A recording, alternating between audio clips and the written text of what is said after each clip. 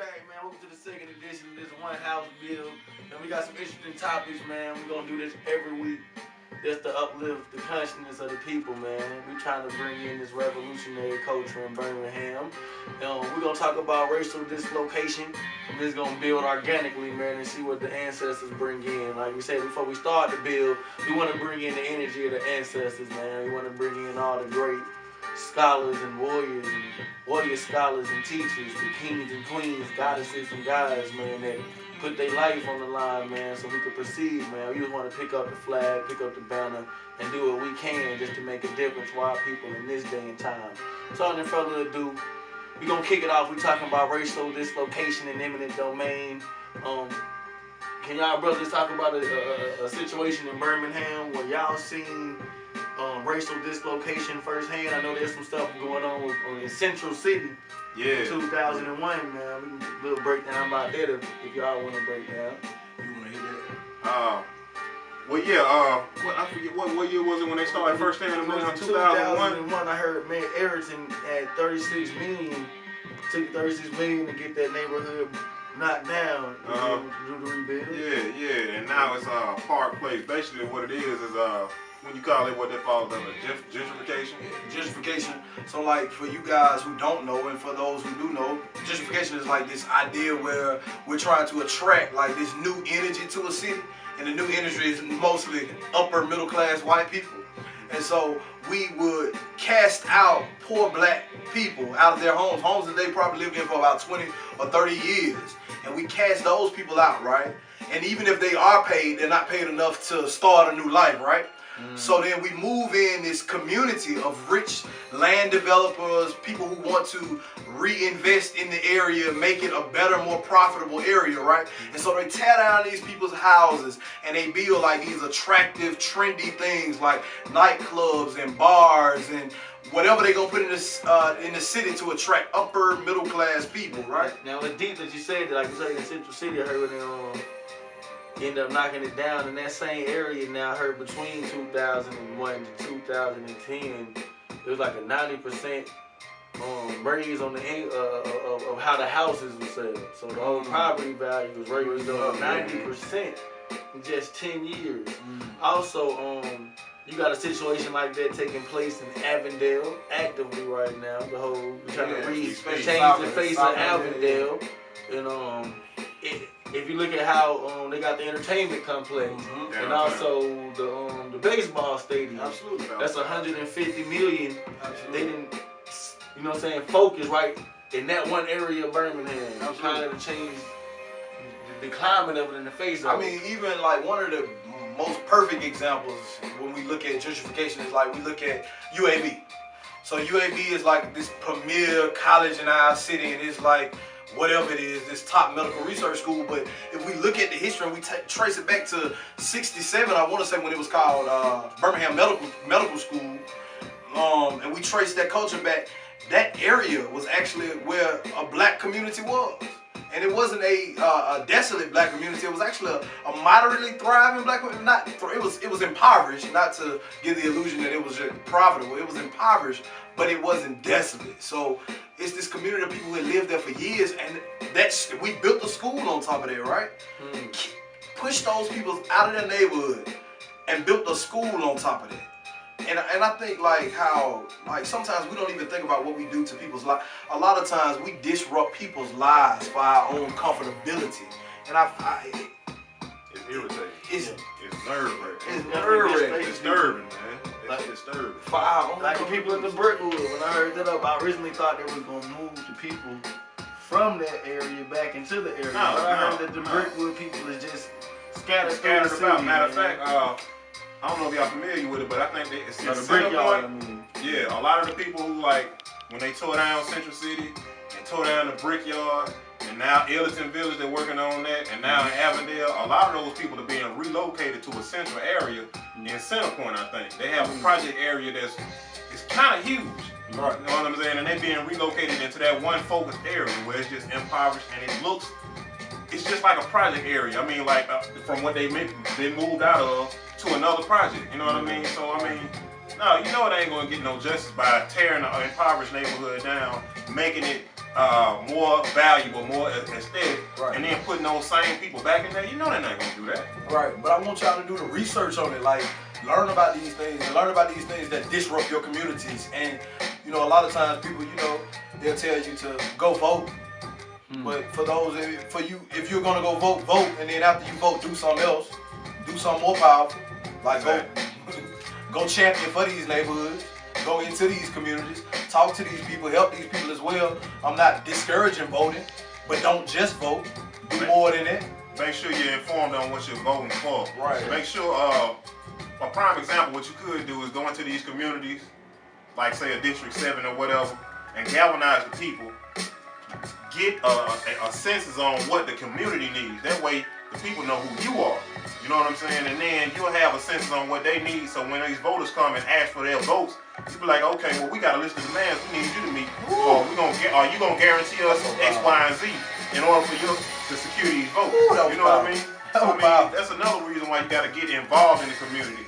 Vote, but be informed on who and what you're voting for. And that's another reason why unifying and unification is so important to our culture as well. Because nothing that we do makes any effect without the numbers. We got to make the numbers jump.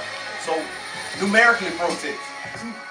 And I think there's real when you say about numbers especially with African people, our people, man. 'Cause I feel like we are village people, and America has an individualistic mentality. Absolutely. So I feel like we've been taught an individualistic mindset, and we try to follow an individualistic mindset, but I feel like that is never a way for our African people to thrive when we have this village concept. So I feel like the more and more we begin to really care about each brothers and sisters situation and come together with a group economic situation, then we can really make change. For instance, when you have people that come to America, may not even have the same finances we do.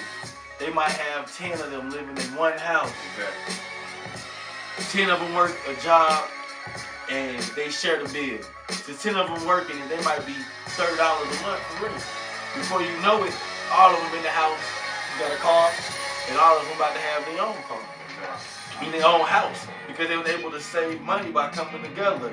We I guess have too much ego, too much or whatever it is. I don't know what it is. We haven't practiced those type of economic strategies. We just been indoctrinated in that though. Like there's no way you could have went through public school without thinking the way America wants you to think. Public school is grounded in American values, patriotism, and anything that's American. We live for the American dream, right? Everybody want the house with the picket fence with 2.5 kids and a dog, right?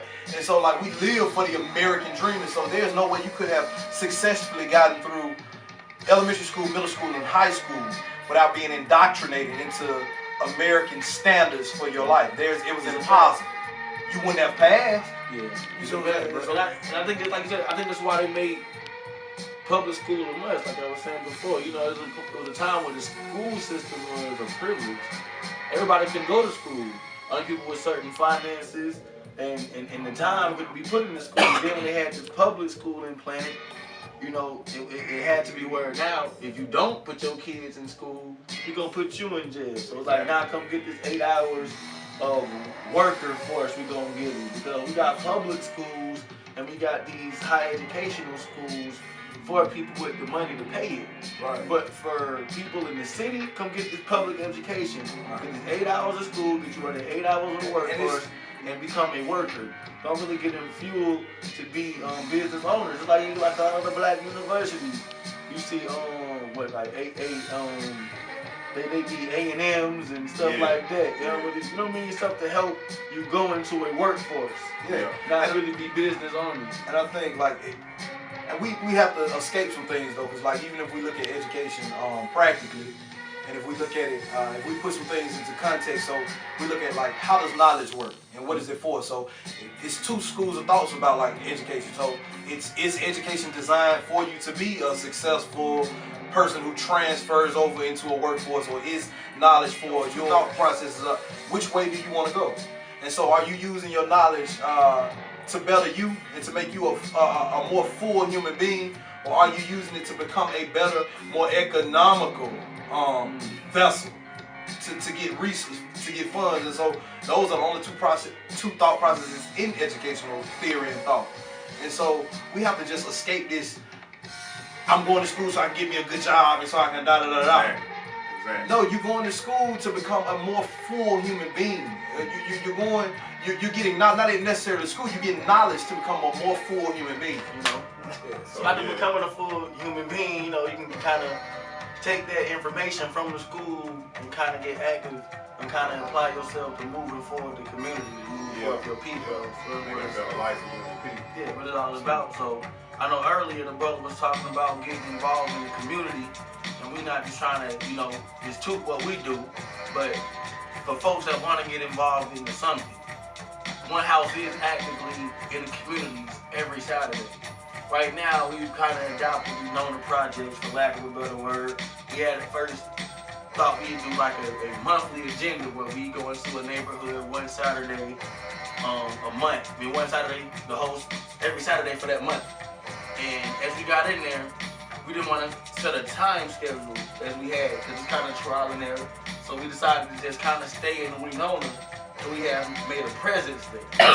So we'll be back in Winona this Saturday. For those that want to get involved, we'll be out there roughly from about 2:30 to 6. One House is always evolving. We've got another event or another initiative we got going. We actually got an opportunity to work with a place called Brookview Farm.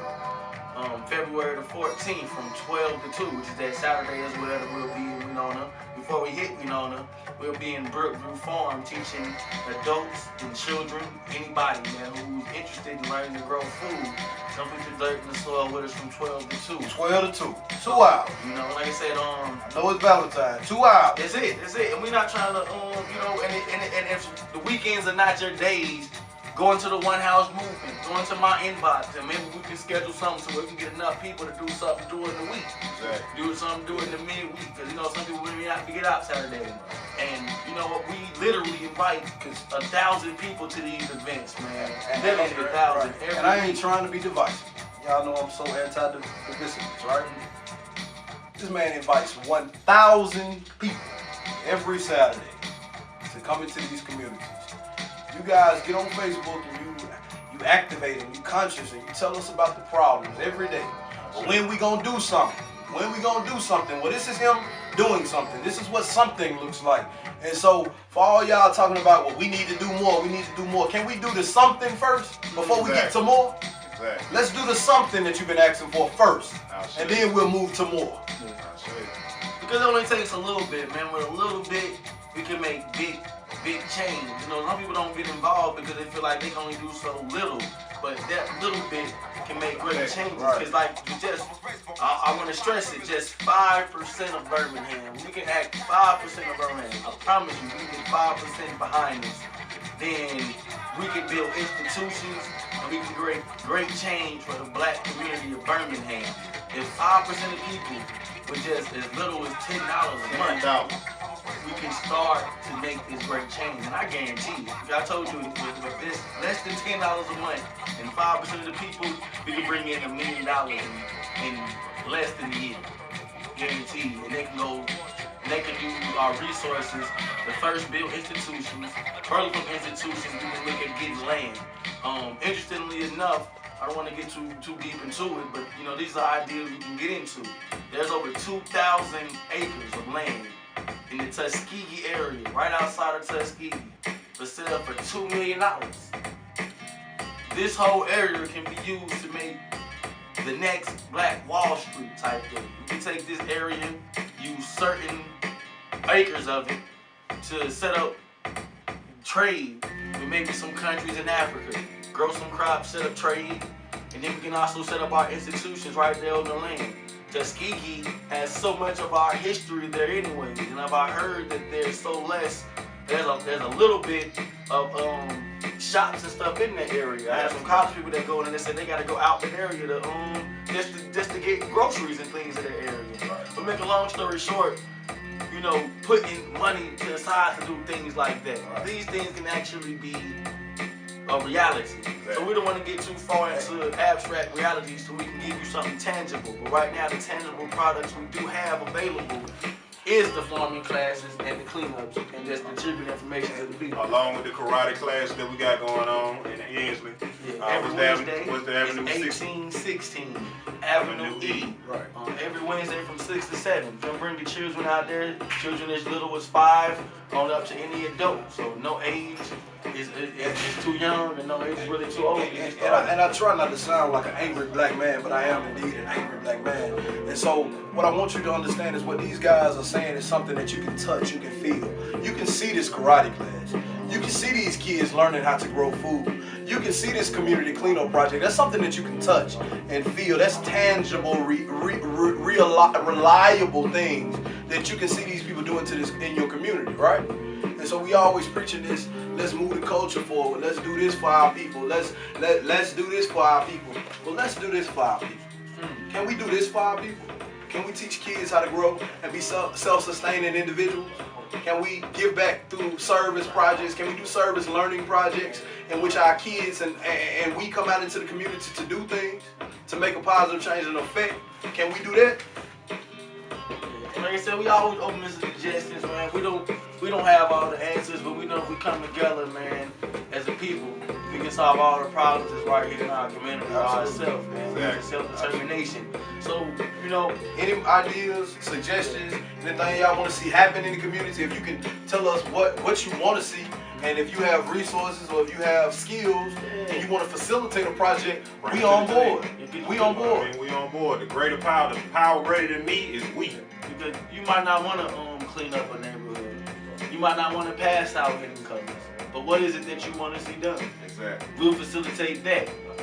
That is the one house goal, man. We out to facilitate anything that will empower the black community, whether it's dietary, whether it's health, whether it's spiritual, whether it's whatever we need, whatever you feel our people need, give it to us, and we'll get a program or something, man, to get it together and get it done. So we don't have we're not a one-trick pony here. We don't have one avenue of success because we know we are in a multifaceted world. We have so many things that we need, and we want to do it all. So come help us, man. We right here in Birmingham. This is a call out. I ain't calling you out, but we calling you out.